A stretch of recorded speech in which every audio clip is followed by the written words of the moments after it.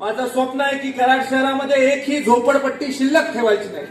कराड शहरामध्ये झोपडपट्टी वासियांचं पुनर्वसन करायचं आणि ही निवडणुकीपुरती घोषणा नाही. निवडणूक येऊ किंवा निवडणूक जाऊ, आपल्याला आपल्या लोकांची सोय आणि सुविधा करायची आहे.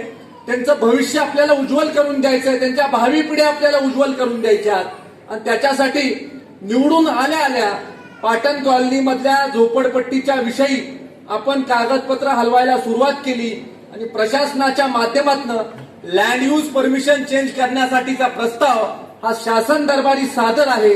लॉ अँड ज्युडिशरी डिपार्टमेंटकडे हा प्रस्ताव सादर आहे आणि निश्चित स्वरूपी लँड यूज परमिशन चेंज करण्याच्या बाबतीमधली पावलं ही महाराष्ट्र राज्याचं सरकार देवाभाऊच्या नेतृत्वाखाली टाकणार आणि जी जमीन पार्किंगसाठी रिझर्व्ड होती त्याचं आपल्याला लँड यूज परमिशन चेंज करून लो कॉस्ट हाऊसिंग करायचंय आणि लो कॉस्ट हाऊसिंग ज्या वेळेला त्याची लँड यूज परमिशन होईल त्यावेळेला त्या परिसरामध्ये राहणारी जी लोक आहेत जे 50-50 वर्ष तिथं वास्तव करतात त्यांना पक्की राहण्याची घरं आपण त्याच पाटण कॉलनीच्या परिसरामध्ये देऊ शकतो. अनेक ठिकाणी झोपडपट्टीचा प्रश्न आहे.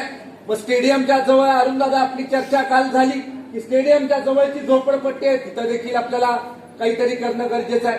जिथं पुनर्वसन झालंय, जिथं इमारती झाल्यात त्या इमारतीमध्ये देखील देखरेख करणं गरजेचं आहे जेणेकरून लोक त्या इमारतीमध्ये व्यवस्थितरित्या राहू शकतील. काही ठिकाणी झोपडपट्टी पुनर्वसन झालं पण झोपडपट्टी पुनर्वसन झाल्यानंतर ज्या झोपडपट्टीचं पुनर्वसन झालं ती लोक मुळात त्या इमारतीमध्ये राहायला दादा गेली नाहीत. हा देखील एक प्रश्न आहे. त्यामुळे एखाद्याचं पुनर्वसन करत असताना त्याची ना हरकत घेऊन आपल्याला त्याचं पुनर्वसन करणं हे अत्यंत गरजेचं आहे.